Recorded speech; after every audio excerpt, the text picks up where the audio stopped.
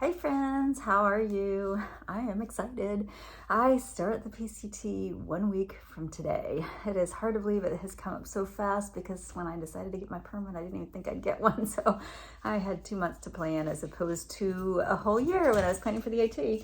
So I'm down to that final week. Hey buddy, hey, you wanna say hi? Okay. All right, so I am staring down an epic to-do list of all the things that need to happen in the next 7 days. And as I was repinking my hair from the trail and pondering all the things that need to happen, I thought, you know what? It's a perfect day for a gear video. So here we go. Now, a lot of things have changed since I did my AT hike back in 2018. I can't believe it's been 4 years. And the PCT is an entirely different trail. So I have spent a lot of the time that I've had to prep looking at gear and trying to figure out how can I make things a little bit lighter and make sure that I'm comfortable in cold weather since I have a very early start. And so I'm upgrading a lot of gear. So as I go through that, I can tell you what I have changed from the 2018 thru-hike.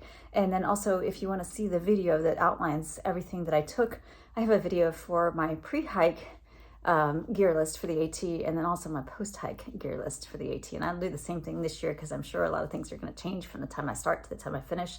But let me take you through all of my stuff. And hopefully you'll find this helpful. My pack is the Superior 40 from Superior Wilderness Designs. It is custom, and some of the things that I changed on it were this pocket. I prefer a Lycra pocket that's real stretchy, especially because I like to put some things in here as I'm hiking, like my tent stakes. I've got plenty of straps here to secure items. It's got nice big pockets so I can fit 2 1-liter water bottles. And on this side I have my Garmin, my InReach Mini, and I also carry a little, it's got a whistle and a magnifying glass that I never use, a small compass, and a thermometer, which comes in handy some nights when you're wondering just how cold it is outside. So this pocket is an option that I can put a water bottle in or snacks or my phone or whatever I like. And then it comes with removable hip straps. So there's a little snap here, and actually what I've attached, I've taken off the hip belt and I have added a light AF fanny pack. This is the regular size and I feel like it's a pretty good size for me. It's also got a pocket inside here. That's a little Dyneema pocket. Got a cute little tiny wallet. Holds everything I need and it's very lightweight. Other things that are good to have accessible either in the fanny pack or another pocket are hand sanitizer, a little bit of sun balm, lip balm. This is SPF 30, which is nice in the desert. I've got some repackaged sunscreen just to make it a little bit lighter. Then I've got my Petzl Actic Core headlamp. And then I also have a little female urination device, which comes in very handy. It is hydrophobic, so it's very easy to just shake off and clean. My sleep system has a few things that remain the same and a few things that changed. I am still using my lovely quilt from Underground Quilts. This is a custom quilt and it is a 20-degree quilt, but I had them put extra down in the body, an ounce of extra down in the body and an extra ounce of down in the foot box. So I think it's probably about a 17-degree quilt, I would guess. And I fell in love with it on the AT. I absolutely adore this thing. I'm irrationally attached to it, so of course it's going with me on the PCT. My quilt does come with some little toggle straps that let you attach it to the sleeping pad, so when it's real cold, it's kind of tucked under you and it stays that way. I believe it comes with 2, and I bought a 3rd, so I've got 3 in this little mess right here. I normally just throw these into my little dry bag. When it's wet, I can put my quilt in there, but normally what I do is just throw this bag with these in the bottom of my pack, and then I smush my quilt down on top of it and then layer the other things as I go. And I find that that makes the bottom of the pack nice and soft. Things fit together real well, and it makes the packing a little bit more efficient for me. I did just recently make a decision to change out the liner, and I will show you why in a minute. I'm using a different pad than I had before, and this is a rectangular silk liner from Rab. It's a little bit lighter than the one I had before, but weight wasn't really as much of a consideration as having a lot of extra fabric to get tangled up in, which kind of makes me crazy sometimes. So I'm going with this one. And then my pillow, I've made a pillowcase from an old silk liner, and I did that because it just makes it a little bit more comfortable to sleep on. I have a bunch of backpacking pillows. I used a 𝐒𝐿 Hyperlight Air Core on the AT, and when the lining inside it has like a little plastic bag inside it that you inflate, and some padding on the outside. And when the plastic bag gave up, I repaired it a couple times and then finally ended up stuffing it with fiberfill. I still have that pillow. I still use that pillow, but I decided for the PCT, I'm going to use this one that's got a little bit of a down layer, which is nice and soft. It's the 𝐶𝐻 Aeros down pillow. And I do like having that pillowcase that I showed you because it makes it a little bit more comfortable, and also it absorbs any, sweat, dirt, drool, whatever might happen while you're sleeping.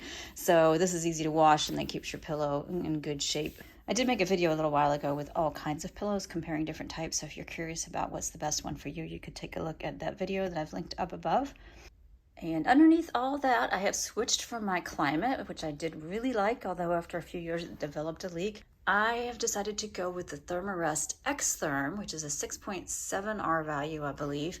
So a warmer pad, and I went ahead and got the regular Mummy because it's a little bit lighter than the rectangular version. I do tend to prefer a rectangular pad because I roll around a lot. I'm an active sleeper, a side sleeper, but it's extra weight. So the Climate that I carried on the AT was 19 ounces. This one in the Mummy version is 15 ounces. So shaved a little bit of weight there and added some R value, which will make me more comfortable when it's really, really cold. For my hydration system, I am using the 𝐾𝐻𝐞 𝐍𝐸. I have switched to the one that's got the 42mm thread here, and I'm going to be using a bee-free filter rather than a Sawyer. I've had some trouble recently with my Sawyer micro, and I didn't want to carry the Sawyer squeeze. I used that on the AT, and it worked out pretty well. It was kind of slow. This thing's screaming fast, so I'll be able to filter a lot of water in short order on the PCT. I carry 2 of these Life water bottles because they're nice and thick and they last a long time. I've actually got one that lasted me the entire AT. Just make sure I wash it out periodically. And I put a little bit of colorful tape on those just so that I know they're mine, don't get them mixed up with anybody else's. I also use a little flip top that I've made. It is a flip top from a Smart Water bottle, and when you take this off the Smart Water bottle, you will see that there's a little lip inside here, and I just shave that out with my knife just enough that I can actually fit my hydration hose down in it.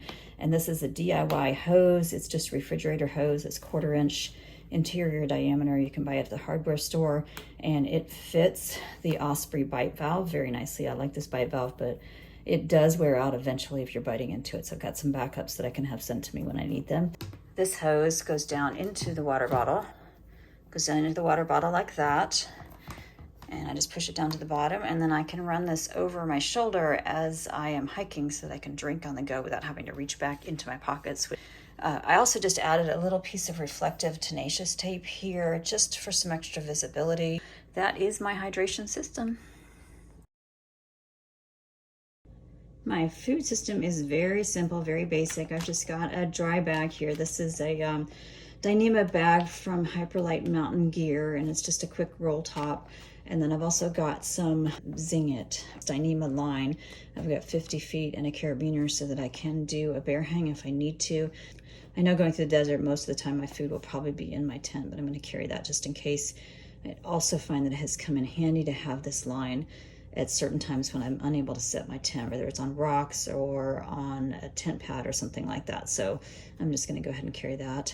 I've got a 𝐒𝐿𝐫𝐢 titanium spoon, which has the polished bowl, which I feel like makes a huge difference just in terms of the mouth feel when you're eating and how comfortable it is, how home-like it is, I guess. So I love the spoon. It was with me on the whole AT. It's going to go with me on the PCT. I've got my little 𝐒𝐿𝐫𝐢 titanium pot. This is a 550 milliliter. With the top, it's got some holes for steam to come through, and this little flip top can actually lock into place, so it's easier to open it. Inside, I have a little lighter. Just any lighter will do, really. A new bandana that Andy got me. This is from Dovetail Gear, which is gear for women by women. That I use as a rag, as a pot holder, and all kinds of things. I've got my little MSR pocket rocket stove, which has served me very well, and I trust it will continue to serve me well. And then also on this pot, nice little handles. They do get hot, which is why I need the bandana, but I love this little pot. It's big enough for ramen, perfect for coffee, and I have used larger pots in the past. I had a 800 and a 750, and I've had a lot of pots. I did a whole video on which pot I should take before I went on the AT that I can link up above if you're curious. But I've settled on this 550. It's a great balance of weight and size and space. Inside my food bag, I usually just carry a spare, like a grocery sack that I can put garbage in. I don't put it in a Ziploc. I just use one of these because they're easy to come by, but may not be so easy to come by in California, so I might have to switch to a Ziploc. My food, I sort into 4 Ziplocs. I have one for breakfast, lunch, dinner, and snacks. Those go in here. I don't use a liner bag or an odor-proof bag. I have used those lock sacks in the past.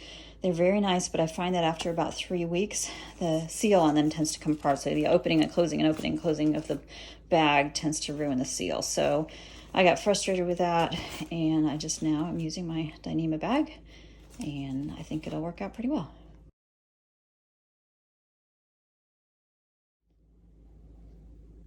For toiletries and other little odds and ends that I use in the tent, I carry what I call my tent bag. It is just a super lightweight Eagle Creek bag, and I can throw everything in there, and it's got a handle on it, so as I'm unpacking in my tent, I can just grab this and throw it in the tent, and I know everything is right where I want it to be. Inside, as you can see, I have several different items. This bag right now is including all my first aid, a little bit of face cream. I do carry dental floss because that also comes in handy as cord for tying things. A little bit more sunscreen, anti-chafe. I carry a razor because this thing is only like 6 grams, if that. So it's nice to have when I go into a hostel to know I've got a sanitary razor. Tweezers. Let's see what else is in here. Tiny little bit of tent patch.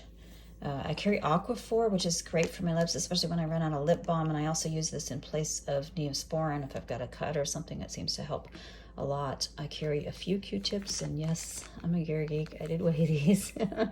So my allotment is like 4 Q-tips, 5 Q-tips. You can usually find these in hostels too, but sometimes it's nice to have them when you're out in the middle of the trail and you just need a Q-tip. So I carry them. I carry wool for blisters. I don't usually get blisters, but I do carry a little bit of wool whenever I get a hot spot. I have a needle.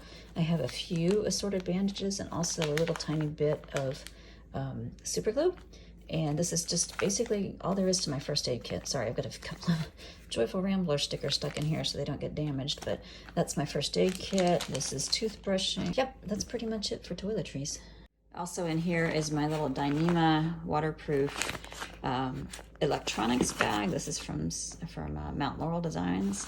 I've got sunglasses in a little protective case that is also good as a cleaner. I carry a pack towel. This is new. I had an REI towel before, but I wanted one that was a little bit softer. I use this not only when I shower and need a towel or need to clean myself while I'm on the trail. It's also excellent for getting moisture off the outside of my tent. I can do that, wipe off a whole bunch of water before I pack it up. It makes it a lot lighter and dries faster when I can find a dry space or a sunny space to set my tent out. So this comes in very, very handy. I use it almost every day on the trail. I have a little comb. I don't like to carry maps. They're heavy, in my opinion, and I don't love the format of these map books. I prefer, if I had to carry a map, to have a map instead of pages that I have to flip through. But for the PCT, I think in the spirit of safety, I'm going to try these out. I bought the first 3. I'm going to carry this, and if I get through 3 map sections, which is I think about, I don't know, a quarter of the trail, and I'm not using them, then I probably won't buy anymore. I carry a little journal. They're not waterproof, but they're light. They've got gridded paper so you can draw, make notes, and I tend to journal in the evening before I go to sleep just to write some thoughts about my day. I keep it in a plastic bag, and I carry a pen, obviously for writing. I also sometimes will carry a highlighter just because it's good for marking on maps and guidebooks and things like that. So that's kind of a luxury item, but it doesn't weigh much.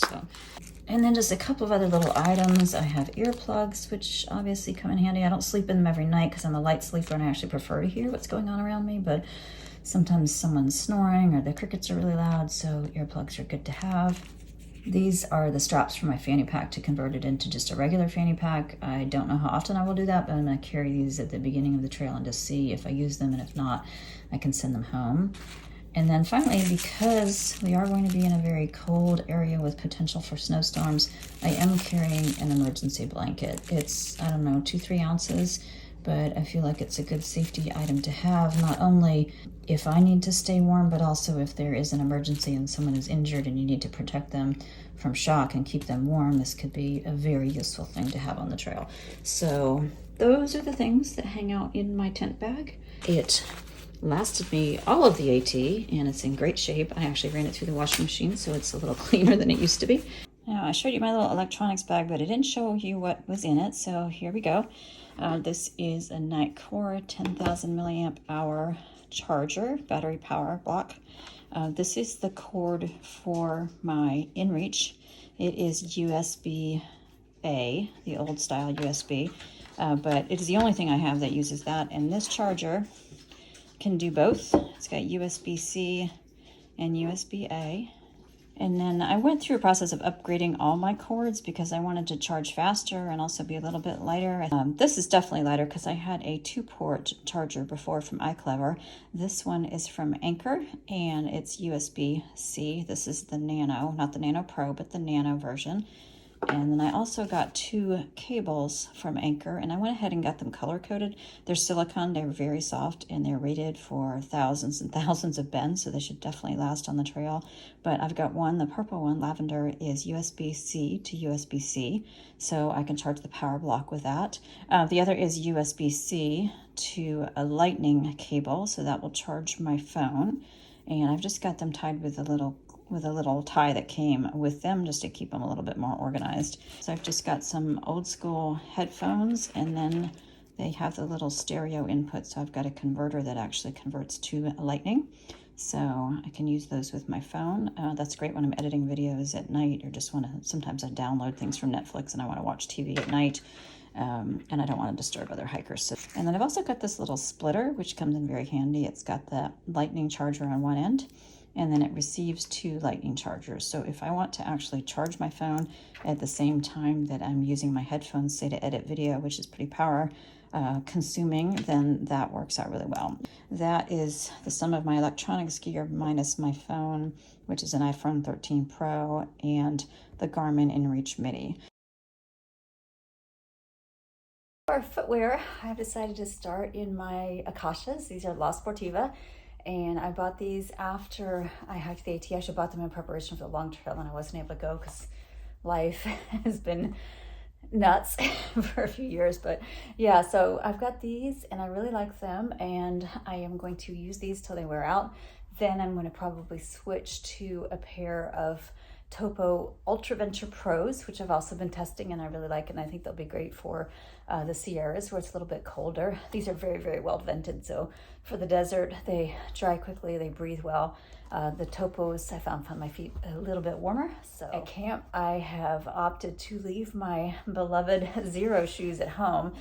They're very strappy and they're a little bit hard to get on at night. I just want a camp shoe that in the middle of the night, if I have to get up to go to the bathroom or whatever, I can just slide them on real quick. So these are Old Navy specials. They weigh, for a pair, about 6 ounces, which is about 3 ounces less than the Zero shoes, but they may not last the whole trail. They're a little bulky, but that's okay. If I hate them, I can toss them in a hiker box, and if I love them, I'll just keep wearing them.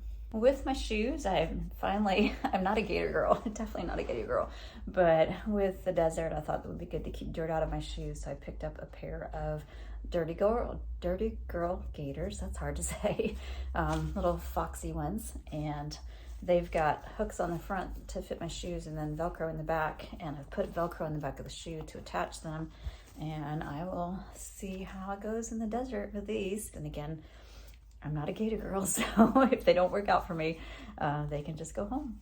Finally, when it's icy, I've got a North Face bag because it's lighter than the bag that these little beauties came in.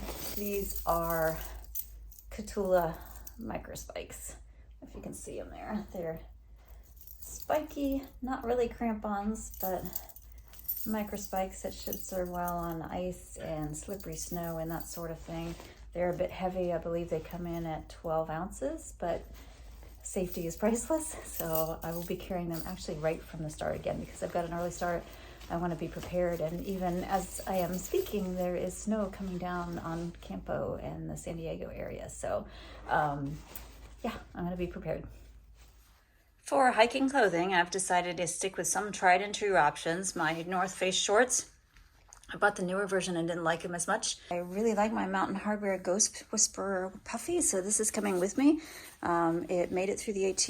It's got some signs of wear. Kind of hard to see on the back, but I actually had to have a piece replaced on the back. A couple of little holes that have been patched with tenacious tape. But it's got a lot of life left in it, and I find that it's super, super helpful to lay over my hips when it's really cold at night, so I'm going to take this one with me. I have a half buff and a running hat, a sports bra from 𝐒𝐿, and some underwear from 𝐒𝐿𝐫𝐫𝐢, which can also double as bathing suit, if you will, if I decide I want to go swimming somewhere along the way. In 𝐒𝐿𝐫𝐢, I upgraded my toe socks to a wool version to keep my feet a little bit warmer, but I'm still using smart wool ankle socks, and I tend to prefer these to Darn Tough, although I love my Darn Tough. For hiking, I like these smart wool PhD Run. I've upgraded my fleece to a Mountain Hardwear, and this is air mesh. It is super, super lightweight, dries real quickly, does require a little bit of extra care, like don't put it in the dryer, which is fine. I can just hand wash it and hang it up. I've also got an Outdoor Research Echo hoodie, which is new, and it weighs more than was advertised. So I'm a little unhappy about that. It's like double what was advertised. So it's still less than 5 ounces, but I wish that it was the 2.3 that the website said. I'm not sure what happened there. I reached out to them and I haven't heard. I'm using Columbia hiking leggings, a different pair than I had on the AT. I've got a Mountain Hardwear t-shirt, which is new. I needed to mix it up with some colors because everything was starting to look like it was the same. But I will most likely be starting in a different t-shirt because my son-in-law is from Ukraine and my daughter is making me a Ukraine t-shirt to support as best I can all the people over there that are under siege right now. So I'm gonna represent for Ukraine and hope that by the time I get hiking, maybe things will be looking better. I'll say some prayers for that. The rain gear that I'm bringing is pretty much the same as what I've had for a while. My Outdoor Research Helium 2 has been updated. It's just a different version of the same jacket. It's super lightweight and works well as a windbreaker. And then I also have my old Patagonia Alpine Houdini pants, which I don't believe they make anymore, but they're also incredibly lightweight and work as wind pants over my leggings. I also have a pair of Outdoor Research sensor gloves. Those are pretty lightweight. May at some point upgrade to warmer ones if I feel like I need them, but I do also have really lightweight REI rain mitts. These are good for keeping your hands dry when it is wet and snowy. And I do have Renaults in my hands, so I have some circulatory issues, which sometimes means that your hands get cold and numb very quickly. So the rain mitts will be pretty handy for that. I think they'll help a lot. And finally, to my sleepwear, I have been using very lightweight Cuddle Duds. It's a version of Cuddle Duds that they sell at Walmart that I have just loved. They've been really, really great, warm, lightweight, easy. But again, the cold, they say we carry our fears, so I'm going to go just a little bit heavier. I've got a wool top from the North Face that is nice and long. It comes down just past my hips, so it'll keep my hips warm. And it's also got longer sleeves with thumb holes, so I don't need the little gloves I've been sleeping in or the fold-over mittens I've been sleeping in at night. So that's been able to take something out of my pack. But this wool shirt and these Ibex leggings, these are their performance leggings. So they're not 100% wool, and they're very comfortable. So I'll have wool at night, and I will have the Columbia beanie that I sleep in, and this has a little bit of reflective material on the inside that puts the heat back, and I find if I sleep in that I really sleep very well. And I also have a pair of Farm to Feet sleep socks, my vampire socks as they're called. This is not the pair I used on the AT. I replaced them with the exact same thing because I like them so much. They keep my feet nice and toasty. So that is all of my clothing, but when you account for what's being worn versus what's being carried, it easily fits into this little Sea to Summit travel backpack. I am carrying this, but I'm not taking the stuff sack, the pump sack, for my sleeping pad. So it's a little bit of a trade-off, but I use one of these on the AT. I use this backpacking all the time because if you need to go to town, it is awfully nice to have a little mini backpack to throw your groceries in. And in California and a lot of states now, they don't have plastic grocery bags that you can use, so it's good to carry your own bag, and it also keeps things dry and organized. I don't tend to use a lot of stuff sacks, but it's nice to have all my clothes in one bag. So just like my little tent bag, I throw this in the tent when I'm setting up. I know right where all my clothes are, and if I feel like I need an extra pillow, this makes a great one. If you watched my tent video, you know that I am kind of in between tents as I start the PCT. I am waiting for a replacement tent from 𝐒𝐿𝐵 because the Hornet that I love had some issues.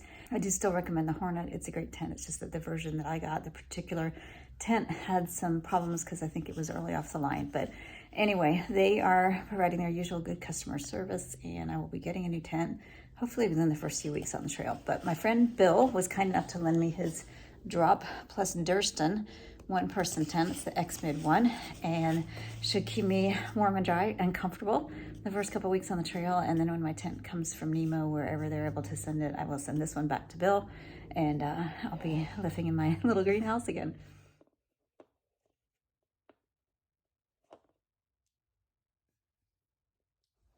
So that is the bulk of my gear, but I did want to share two other things with you. In addition to the inReach for safety, I also wear a little road ID, which you can get online from Road ID.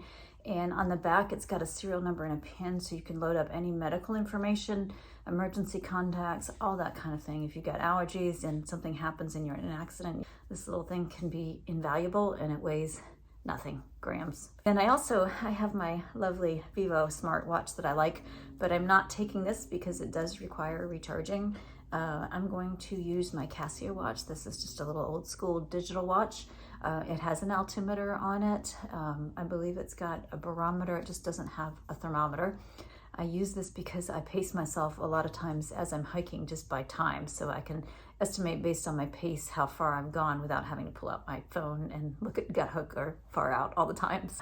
So these are two things that you will find on my wrist as I'm hiking. Everything else will be in my pack or on my person. And my weight, I can't remember if I told you, it's about 16 pounds. It wavers between 15 and a half, 16.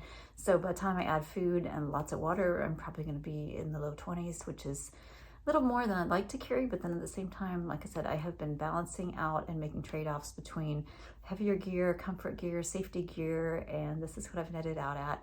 I'm pretty happy with it, and I am just looking forward to getting out there and starting hiking this amazing trail.